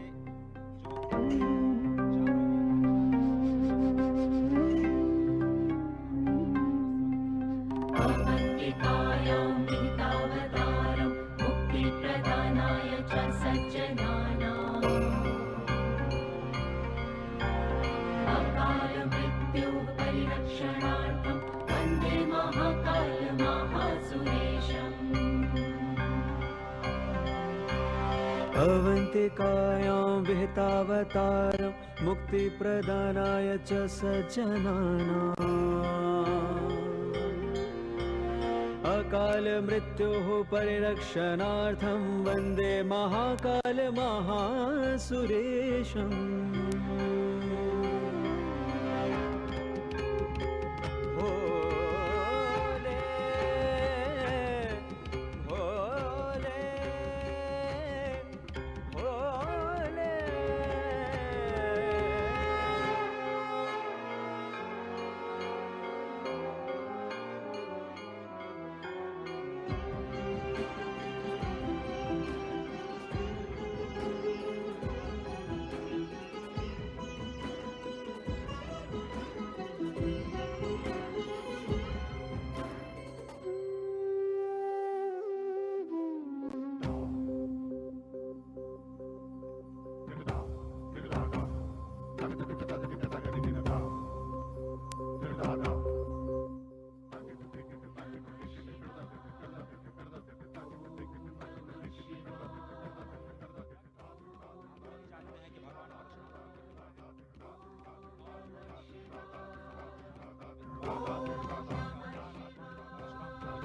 महर्षि जमदग्नि जो सप्तर्षियों में से एक महर्षि गौतम, महर्षि जमदग्नि, उसके बाद महर्षि विश्वामित्र, जिन्हें कहा जाता है कि वो गायत्री मंत्र के दृष्टा हैं और आनुवांशिक विज्ञान और अस्त्र शस्त्र की विद्या के ज्ञाता, और यही भारत जिसे पहले विश्वगुरु के नाम से जाना जाता था। उसके बाद महर्षि भारद्वाज जो स्वयं देवगुरु बृहस्पति के पुत्र हैं, ऋग्वेद के छठे मंडल के दृष्टा हैं, और भारद्वाज स्मृति, भारद्वाज संहिता और जो विज्ञान शास्त्र है उसके रचयिता हैं।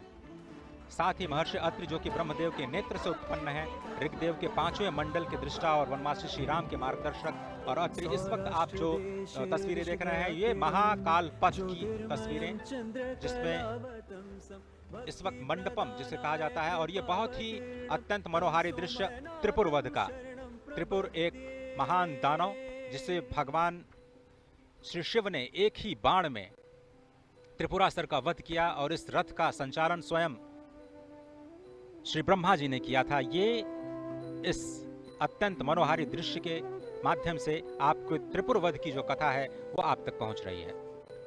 बेहद विहंगम मनोहारी दृश्य, जैसा कि आपने कहा, इससे पहले हमने देखा कि सप्तऋषियों के दर्शन किए, त्रिपुरासुर संहार का जो संकल्प भगवान शिव ने लिया था उसके उन्होंने दर्शन किए, और इस समय प्रधानमंत्री नरेंद्र मोदी सप्तर्षि मंडल में ही हैं जहां पर, और साथ ही साथ इस पूरे अगर देखें महालोक को तो अलग अलग क्षेत्रों में 900 मीटर से ज़्यादा ये लंबा विस्तीर्ण क्षेत्र है जहां पर अलग अलग शिवपुराण से संबंधित जो कथाएं हैं उनका लोकार्पण किया गया है। त्रिपुरासुर संहार की अगर कथा की बात करें तो ब्रह्मा ने जब ताड़कासुर के तीनों पुत्रों को 3 पुर दे दिए और त्रिपुर राक्षस असुर के रूप में जाने लगे और जब उनसे समूची मानवता क्लांत हो गई, तो ये दृश्य इस समय देख रहे हैं कि प्रधानमंत्री नरेंद्र मोदी उसका अवलोकन कर रहे हैं। तो उसे मोक्ष प्रदान करने के लिए एक विशेष रथ के रूप में और विशेष अस्त्र के रूप में त्रिपुरासुर संहार करने के लिए भगवान शिव ने अवतार लिया,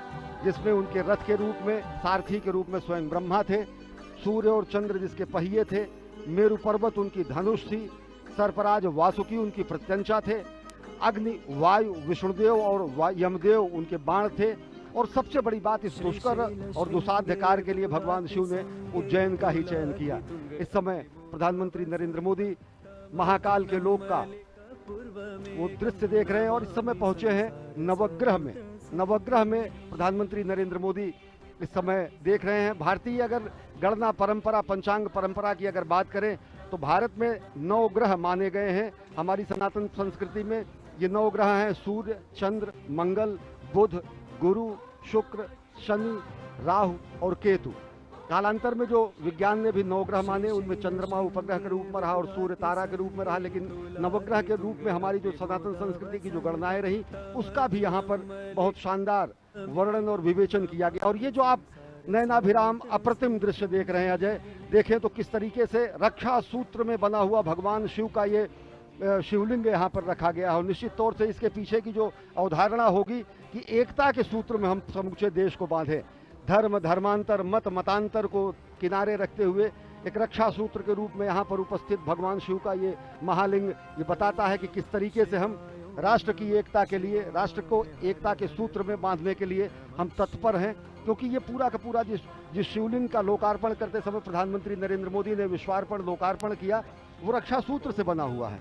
और रक्षा सूत्र से बनने का अर्थ यही है कि हम एकता के सूत्र में बंधे, क्योंकि अलग अलग तंतु जब एक हो जाते हैं तो रक्षा बनती है और वो रक्षा सूत्र निश्चित तौर से लोगों की रक्षा के लिए होती है। और साथ ही साथ अगर देखें अजय, तो ये भारत के विश्व के मस्तक पर, विश्व के क्षितिज पर नए भारत के अभ्युदय का सीधा प्रमाण है। पूरी दुनिया देख रही कि किस तरीके से भारत भारतीयता को अपने में समेटे, नित नूतन और चिर पुरातन विरासत के साथ विकास के मंत्र को लेकर प्रधानमंत्री नरेंद्र मोदी नए भारत का अभ्युदय कर रहे हैं, नए भारत का निर्माण कर रहे हैं, नए भारत की संकल्पना को साकार कर रहे हैं। और इस समय प्रधानमंत्री नरेंद्र मोदी इस 900 मीटर से ज़्यादा लंबे महाकाल कॉरिडोर जिसे कहा जाता है और जिसे कहा जाता है महाकाल का लोक, महाकाल के लोक का महालोकार्पण करने के बाद अब प्रधानमंत्री नरेंद्र मोदी जा रहे हैं इस पूरे विस्तीर्ण क्षेत्र का भ्रमण करने के लिए। और सबसे बड़ी बात अजय, जैसा आपने बताया था कि यहाँ की दरो दीवार पर शिवपुराण से संबंधित एक एक कथाओं का विधिवत चित्रण किया गया है। चाहे वो गंगा अवतरण का दृश्य हो, चाहे वो असुरों के वध का दृश्य हो, चाहे वो भगवान के अलग अलग अवतारों की रूप हो, चाहे वो संदीपनी और भगवान अस्थि का दान करने वाले दधीच के पुत्र को मोक्ष प्रदान करने का दृश्य हो। और जैसा कि अभी हम एक बार फिर देख रहे हैं, ताड़कासुर के वध के बाद त्रिपुरारी जब कहा गया भगवान शंकर को, त्रिपुरारी इधि त्रिपुर असुरों के वध करने के बाद कहा गया, और उसका बेहद विहंगम नयनाभिराम दृश्य यहाँ पर स्थापित किया गया है। भगवान गणेश की मूर्ति, भगवान कार्तिकेय की मूर्ति, माता पार्वती, भगवान शंकर, यानी कि भगवान शंकर का समूचा दरबार और परिवार यहाँ पर स्थापित है महाकाल के इस महाप्रांगण में। अजय, तो ये शिव वाटिका जो इस वक्त आप देख रहे हैं, ये त्रिपुरारी हनन का दृश्य बार बार आपकी स्क्रीन पर। इस वक्त प्रधानमंत्री मोदी अब जो त्रिवेणी मंडपम है उसकी ओर, जो आप दृश्य देख रहे हैं वो त्रिवेणी मंडपम का दृश्य है। और इस वक्त प्रधानमंत्री मोदी का जो काफिला ई कार्ट के जरिए अब महाकालेश्वर पथ की ओर धीरे धीरे बढ़ता हुआ, तो महाकाल लोक का लोकार्पण अब किया जा चुका है। और अब धीरे धीरे जिसे महाकालेश्वर पथ कहा जाता है, जो अब इस प्रथम चरण में जो नंदी द्वार हैं वहां से शुरू होता है और ये 900 मीटर से ज्यादा लंबा ये पूरा का पूरा महाकालेश्वर पथ, यहाँ से आपको भगवान शिव के जो अवतार हैं, भगवान शिव की जो लीलाएं हैं, भगवान शिव के नाम, भगवान शिव के गुण, उनकी कथाओं का मंचन करते हुए आपको चित्रवृत्तियां दिखाई देंगी जो आपको एक अद्भुत दुनिया में ले जाती हैं। और तकनीक का भी बहुत ही ज़बरदस्त इस्तेमाल यहाँ पर किया गया है, जिसमें अगर आपको इन भित्त चित्रों पर जो कथाएं जिसे आप नहीं समझ पा रहे हैं, आप बारकोड के स्कैन के ज़रिए आप वहाँ तक पहुँच सकते हैं और वहाँ की जो कथाओं को आप आसानी से तकनीक के माध्यम से उसके बारे में जान सकते हैं, उनके बारे में पढ़ सकते हैं। तो तकनीक का इस्तेमाल युवाओं को लुभाने की कोशिश, सभी पर्यटकों को आकर्षित करने की कोशिश महाकालेश्वर पथ। और इस वक्त आप देख रहे हैं कि प्रधानमंत्री मोदी कैसे हर एक चरण के जो हर एक आयाम है उनका अवलोकन करते हुए और मुख्यमंत्री इस वक्त उनकी मदद करते हुए इस पूरे के पूरे महाकाल लोक के अलग अलग जो आयाम हैं, अलग अलग जो प्रतिष्ठाएं हैं उनके बारे में बताते हुए, और इस वक्त आप देख रहे हैं कि धीरे धीरे वो महाकालेश्वर पथ की ओर जाते हुए अब यही पथ आपको सीधे महाकाल के मंदिर के मुख्य द्वार तक ले जाएगा, जहां पर आप अपनी पूजा अर्चना अपने तरीके से संपन्न कर सकते हैं। और अगर आप समझें तो ये पूरे के पूरे पथ में जो सुविधाएं हैं पर्यटकों के लिए वो विकसित की गई हैं, और मकसद यही है कि स्मार्ट सिटी के तौर पर उज्जैन को एक विकास दिया जाए, और केवल स्मार्ट सिटी ही नहीं बल्कि सांस्कृतिक शहर के रूप में भी उज्जैन को जाना जाता है। और जिस तरह से सभ्यता, संस्कृति, विज्ञान और तकनीक का एक अद्भुत और अनोखा संगम आपको इस वक्त दिखाई दे रहा है महाकालेश्वर पथ पर, जहां पर पैदल चलने की भी व्यवस्था है और ई कार्ड से भी चलने की भी व्यवस्था है। जिस पथ से प्रधानमंत्री इस वक्त जा रहे हैं, कल से जनता के लिए खोल दिया जाएगा, और आम जनता कल से ही इस पथ का प्रयोग करते हुए चाहे तो पैदल और चाहे तो ई कार्ड के माध्यम से भगवान श्री महाकालेश्वर के मुख्य मंदिर की ओर जाने के सफर पर निकल सकते हैं, और साथ ही जो शिवलोक के कथाएं हैं उनको अपने आप में समाहित करने की प्रक्रिया को भी समझ सकते हैं, जान सकते हैं। निश्चित तौर से अजय अगर देखें तो ये अकल्पनीय दृश्य है। जिस तरीके से रुद्र सागर का पुनरुद्धार हुआ, जिस तरीके से रुद्र सागर को विस्तार दिया गया, जिस तरीके से रुद्र सागर का विस्तारीकरण करने के बाद सौंदर्यीकरण किया गया, उस तरीके से ये सही मायने में अगर देखें तो अद्वितीय है, अतुलनीय है, अप्रतिम है, अनुपम है। और ये जो छटा आप देख रहे हैं, इस समय देश देशांतर के अनेक मनीषी, महामंडलेश्वर और साथ ही साथ सनातन संस्कृति के ध्वजवाहक यहाँ पर साक्षी बन रहे हैं। महाकाल की इस धरती पर असंख्य देव और साथ ही साथ अन्य लोगों के साथ जो चराचर में व्याप्त है। निश्चित तौर से अगर देखें तो ये सनातन संस्कृति की धर्म ध्वजा का विश्व के पटल पर लहराने जैसा है। और साथ ही साथ अगर देखें तो ये एक स्वप्नद्रष्टा की साधना के सफल होने का परिणाम है। यदि देखें तो संकल्प से सिद्धि का परिणाम है।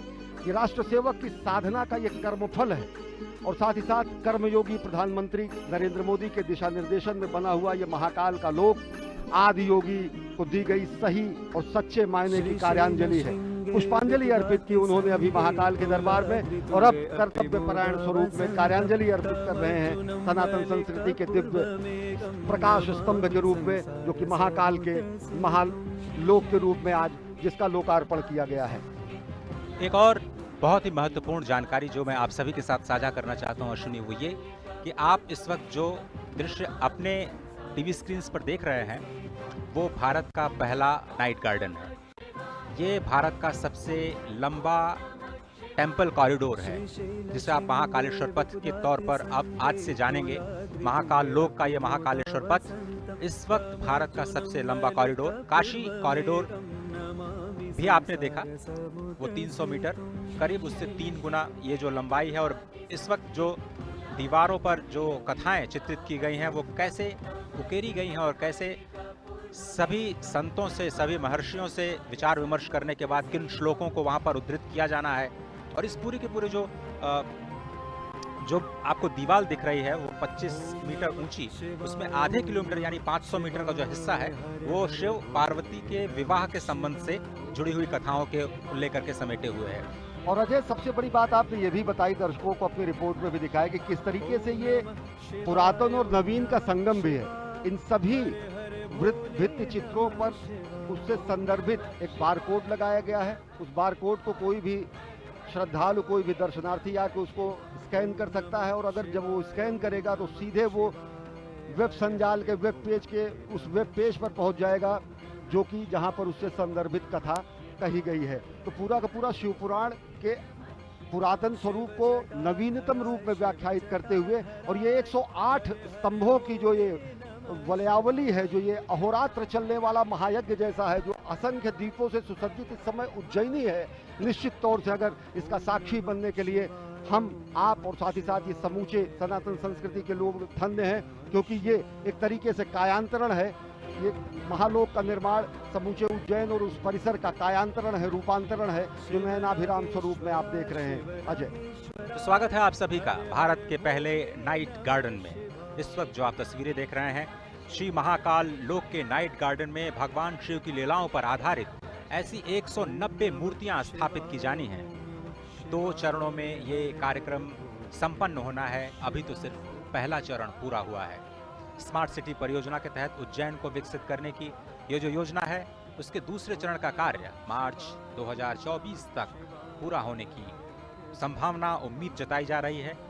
जैसा कि अभी आपने सुना, 108 स्तंभ स्थापित किए गए हैं, जिसमें भगवान शिव और उनके गढ़ों की विभिन्न मुद्राएं बनी हुई हैं। और आप देखें, स्वयं महाकाल के रूप में जो लोक कलाकार हैं, और 750 से ज्यादा लोक कलाकार देश के अलग अलग हिस्सों से अपने कार्यक्रम का, सांस्कृतिक कार्यक्रम को प्रदर्शित करते हुए इस वक्त आपकी टेलीविजन स्क्रीन पर नजर आ रहे हैं। श्री महाकाल लोक में 18 फीट की 8 प्रतिमाएं हैं, जिसमें नटराज, भगवान शिव के पुत्र गणेश और कार्तिकेय, दत्तात्रेय अवतार, पंचमुखी हनुमान, चंद्रशेखर महादेव की कहानी, शिव और सती और समुद्र मंथन जैसे विहंगम दृश्य शामिल हैं। उसके बाद थोड़ी सी उससे कम ऊंची 15 फीट की जो प्रतिमाएं हैं, उनकी संख्या 23 है, जिसमें आपको शिव के तांडव नृत्य का एक तरह से अवलोकन करने को मिलेगा। और ये जो आप देख रहे हैं मूर्ति, वो भगवान शिव के विवाह की जो झांकी है वो दिखा रही है। और इसके साथ ही जो मध्य प्रदेश की पारंपरिक लोक कला है, कैसे आप अध्यात्म के जरिए अपने आप को जोड़ पाते हैं, वो इसमें शिव नृत्य और शिव के विवाह के जो प्रसंग हैं, उनके माध्यम से भगवान शिव के लोक में आपको ले जाने की तैयारी करता हुआ ये महाकाल का लोक, जिसमें आप शिव नृत्य के साथ साथ 11 रुद्र, उनके महेश्वर अवतार, भगवान शिव के अघोर अवतार, ये आप देखें। विषपान, अमृत मंथन के बाद जो विषपान के दृश्य हैं वो आपको दिखाई दे रहे हैं। साथ ही जो अघोर अवतार के साथ साथ काल भैरव, शरभ भैरव, खंडोबा अवतार और वीरभद्र द्वारा किया गया जो दक्ष वध है, उसकी भी मूर्तियां आपको यहाँ पर स्पष्ट तौर पर दिखाई देंगी। शिव बारात आपने देखा, उसके बाद मणिभद्र अवतार, भगवान श्री गणेश और कार्तिकेय के साथ जो पार्वती, जिसका जिक्र हमारे साथी अश्विनी जी कर रहे थे कि शिव वाटिका का निर्माण किया गया है। तो यहाँ पर 4 वाटिकाएं बनाई गई हैं, जिसका हम आपको लगातार उसके बारे में बताते रहेंगे।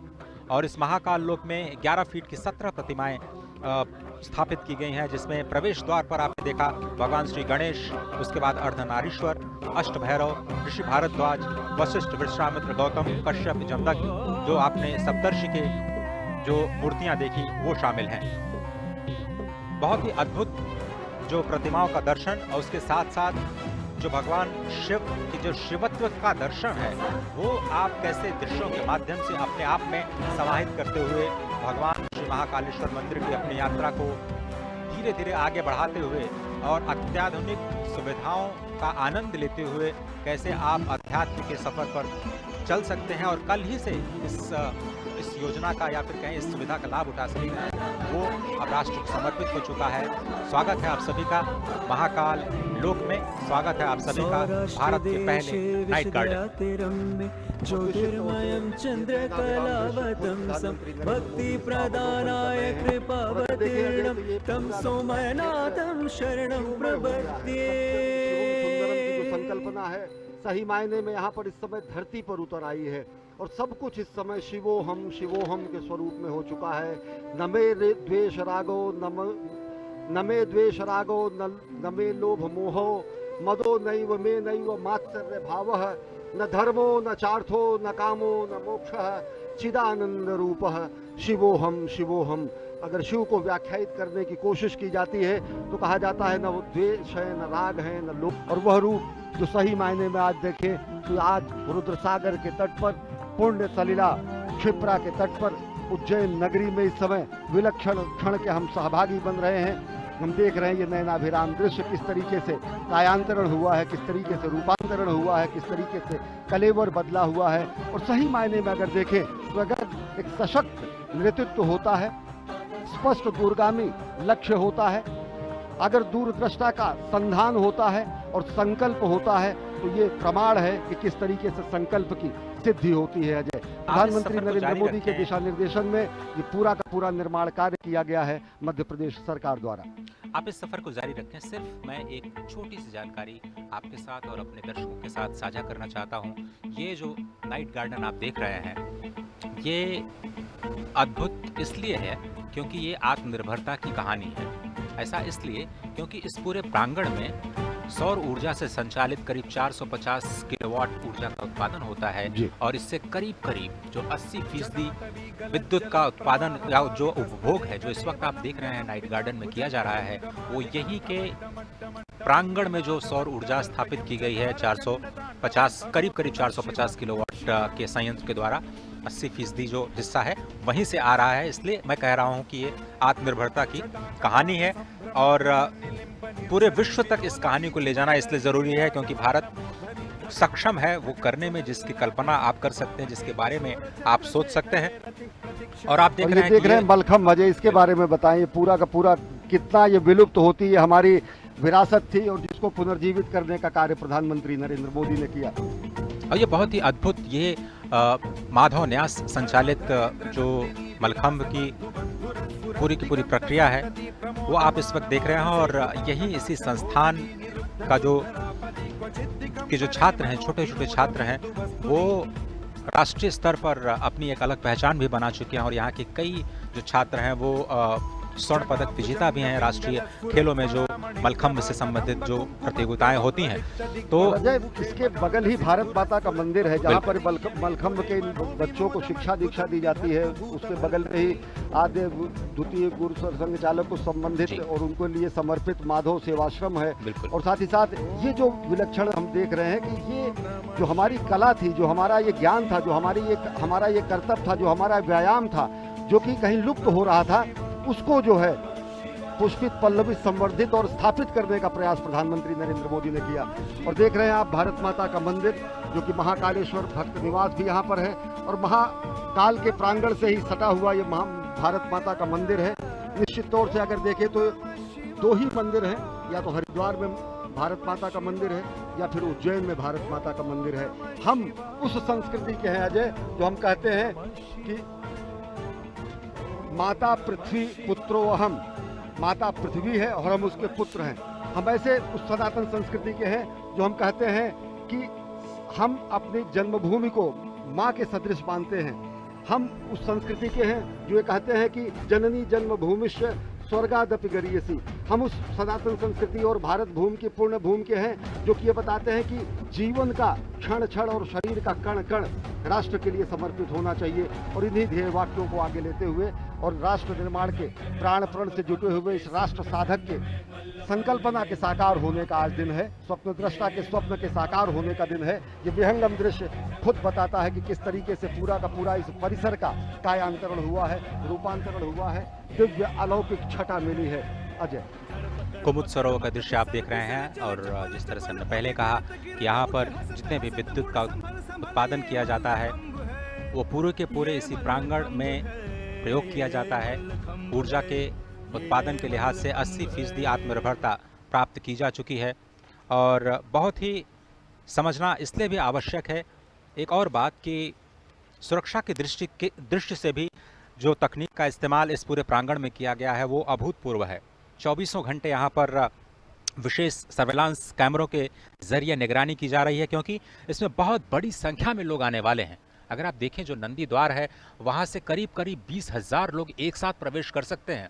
महाकाल के परिसर में अगर हम समझें तो हर घंटे 1 लाख से ज़्यादा लोग महाकालेश्वर के दर्शन कर सकते हैं। इतने लोगों पर निगरानी रख पाना बहुत ही मुश्किल कार्य होता है और इसीलिए हम कह रहे हैं बार बार कि आर्टिफिशियल इंटेलिजेंस का इस्तेमाल करते हुए एक बहुत ही उन्नत और अत्याधुनिक कमांड एंड कंट्रोल सेंटर बनाया गया है जिसके ज़रिए जो सर्वेलांस कैमरों की मदद से जो integrated command and control centre है पूरे परिसर की 24 घंटे निगरानी की जाएगी।